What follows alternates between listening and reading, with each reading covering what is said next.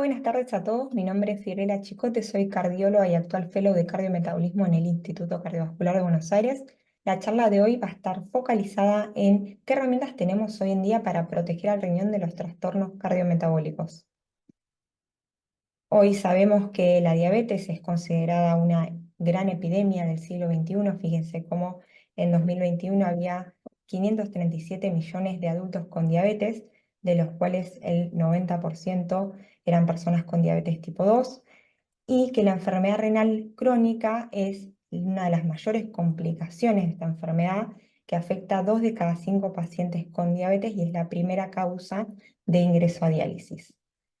Cada vez hay más conciencia de que las anomalías metabólicas desempeñan un papel fisiopatológico clave en las interacciones bidireccionales entre el sistema cardiovascular y el riñón. Por esta razón, el año pasado, la AJA define este síndrome cardiorrenometabólico, que se caracteriza por las interacciones entre factores de riesgo cardiovasculares, renales y metabólicos que conducen a una disfunción multiorgánica y reduce la supervivencia, aumentando la mortalidad prematura a expensas de la mortalidad cardiovascular. Para mejorar sustancialmente la salud y los resultados relacionados con este síndrome, es necesario entender no solo la definición que les estoy contando, sino los estadios. En un estadio 0 tenemos una persona sin factores de riesgo, en los que es ideal iniciar con la prevención primordial.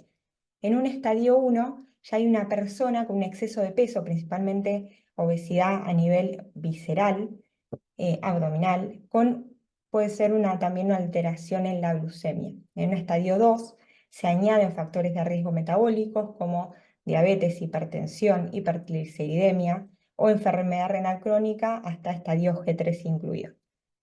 Y en una etapa 3 ya podemos tener enfermedad cardiovascular subclínica, ya sea insuficiencia cardíaca subclínica o aterosclerosis subclínica. Esto también incluye pacientes con alto o muy alto riesgo según los scores y estadios G4 y G5 de la clasificación de CADIO. Y en un estadio 4 ya tenemos una persona con enfermedad cardiovascular establecida, ya sea enfermedad coronaria, arritmias, insuficiencia cardíaca, entre otros. ¿Qué quiero que quede claro de esto? Fíjense que estamos incluyendo pacientes tanto en prevención primaria como secundaria y que tenemos muchas ventanas en las que nosotros podemos actuar para prevenir la progresión. Acá rápidamente la clasificación CADIO de enfermedad renal, ¿sí? En la que se define como anomalías presentes en la estructura o función del riñón por al menos 3 meses, que es lo que quiero mostrar cómo es bidimensional, ¿sí? Depende tanto del filtrado como de la albuminuria. Entonces, no podemos tratar ni seguir lo que nosotros no conocemos. Entonces, recordemos que en estos pacientes hay que pedir hay que calcular el filtrado, hay que pedir RAC por lo menos una vez al año. Y fíjense cómo en los pacientes ya en estadio G3A con un RAC mayor a 300 y de ahí para abajo ya tenemos que empezar a pensar que los tendríamos que derivar a un nefrólogo, mismo cuando tampoco nos queda clara la causa de la enfermedad renal.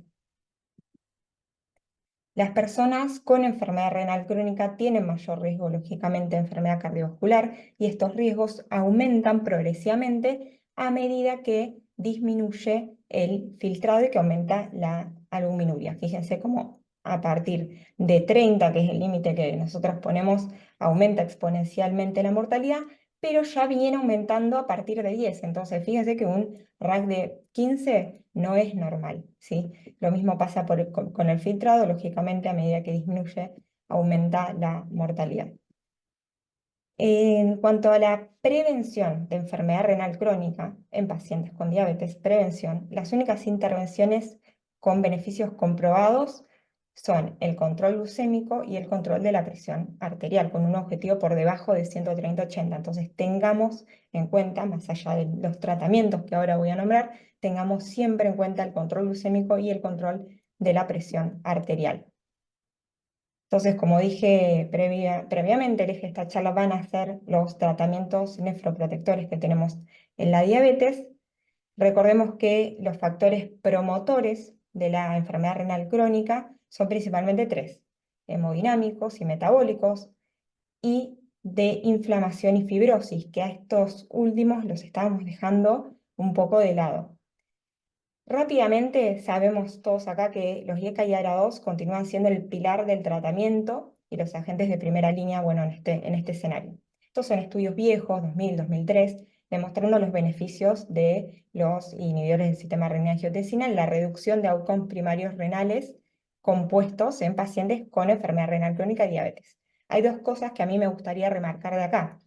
Fíjense cómo hay abajo de la curva un área, un riesgo residual a pesar del tratamiento con estos fármacos. Entonces, esto justamente gatilló el desarrollo de otras terapéuticas para intentar disminuirlo. Y otra cosa que quiero aclarar es que siempre intentemos llegar a las dosis máximas toleradas, si no el tratamiento es subóptimo. En todos estos trabajos demostrando la eficacia de los inhibidores del sistema renina-angiotensina, las dosis usadas fueron las dosis máximas toleradas. Entonces, tengamos también en cuenta eso. En cuanto a los SGLT2, se introdujeron en 2014, originalmente solo para el control glucémico, y luego se comenzó a ver un beneficio cardiorrenal. El beneficio renoprotector se vieron primeros en subanálisis y después como objetivos primarios en estudios como el EMPA-REG, el CANVAS, el CREDENCE, el DECLARE-TIMI. El primer estudio centrado en eventos renales fue el CREDENCE, el que estamos viendo primero acá, con 4.000 pacientes con diabetes, con un RAC mayor a 300, filtrado entre 30 y 90, y fue detenido de forma temprana por evidenciarse una disminución del 30% en el outcome compuesto de enfermedad renal terminal, duplicación de la creatinina, muerte renal o cardiovascular. ¿Sí? El DECLARE fue un estudio con outcomes primarios cardiovasculares en una población un poco más sana, sin enfermedad renal, pero sí lo que se pudo ver es que en el outcome secundario les dio para una disminución de la reducción del filtrado, enfermedad renal terminal o muerte renal. Acá podemos ver arriba un metaanálisis de 2021 que incluyó 5 estudios, en total 1.400 eventos renales. Se observó una reducción significativa en la progresión de la enfermedad renal crónica con una heterogeneidad moderada. Y otra cosa que les quería mostrar también es, recuerden siempre que al iniciar el tratamiento se puede llegar a ver una caída inicial del filtrado. En la mayor parte de las veces es menor al 10%, solo en un 3,4% de las personas se puede ver una caída mayor a 30, pero después al largo plazo sí hay un claro beneficio en la progresión y en la disminución de la albuminuria. Recuerden siempre también que los beneficios en el control metabólico con los ISGLT2 disminuyen cuando el filtrado cae por debajo de 45, pero los efectos cardio y nefroprotectores persisten. En cuanto a los agonistas GLP-1, el impacto renal de estos, muchos ensayos, sabemos hoy, muchos trabajos, hay muchos que han demostrado los grandes beneficios a nivel cardiovascular, pero no hay tanta información en cuanto al impacto renal. Los análisis post-hoc de estos trabajos demostraron que podría haber un beneficio en retrasar la enfermedad renal. Acá, este es un análisis del estudio SUSTAIN y el LEADER juntos, que evaluaron cambios en la albuminuria, en la tasa anual del filtrado, en el tiempo al deterioro del filtrado, y en el pool de estos pacientes hubo una reducción del 24% de la albuminuria. Pero si nos ponemos a hablar de eventos clínicos, todavía no tenemos mucha información. Sí sabemos que el estudio FLOW, que evaluó semaglutide versus placebos con objetivos primarios renales en pacientes con diabetes y enfermedad renal crónica, fue detenido de forma temprana por los beneficios, y entiendo que este año vamos a tener finalmente los resultados. También hay otra cosa que hay que tener en cuenta, que la pérdida de peso que se genera con estos fármacos, que a veces es hasta un 20%, es importante tener esto en cuenta, porque la grasa visceral es un factor independiente asociado a la albuminuria, a pesar de tener normoglucemia y normotensión arterial. Y muchas veces estos pacientes se escapan a este screening habitual de compromiso renal. Entonces, bueno, a pesar de todos estos tratamientos novedosos, persiste un riesgo residual, estábamos dejando, como dije a la mitad de la charla, un pilar de la progresión de la enfermedad renal descubierto, que es la inflamación y la fibrosis. Acá entra la finerenona. La aldosterona en la sobreactivación del receptor de mineralocorticoides desempeña un papel clave en el desarrollo de esta inflamación y fibrosis y la enfermedad renal. Fármacos como espironolactona y eplerenona, aunque sabemos que disminuyen la proteinuria, no han demostrado reducir la progresión de la enfermedad renal. Entonces acá surge justamente esta droga que es la finerenona. En patologías como enfermedad renal crónica, obesidad, diabetes, hay una sobreactivación de este receptor que antes se creía que era un poco más simple, que solo se unía a la aldosterona, pero hoy en día sabemos que hay muchos ligandos, muchos cofactores que lo pueden activar, como el cortisol, progesterona, sodio, hiperglucemias, entre otros, y activan la inflamación, la fibrosis, hay pérdida de podocitos, infiltración de macrófagos y fibroblastos, y no solo, esto es importante porque siempre nos enfocamos en el glomérulo, no solo es a nivel glomerular el daño, sino también a nivel túbulo intersticial. La finerenona tiene la característica de que su composición es voluminosa, es bulky, entonces abarca todo el receptor, impidiendo justamente la activación del receptor por otros ligandos y la activación así de genes proinflamatorios y profibróticos. Tiene una alta potencia, con una moderada elevación del potasio en la sangre. Hay dos estudios que que evaluaron en su momento eventos clínicos. El Fidelio fue un estudio que incluyó pacientes con diabetes tipo 2 y enfermedad renal crónica en estadio 3-4, con outcome primario renales y secundario cardiovascular, y el Fígaro al revés, con outcome primario cardiovascular y secundario renal.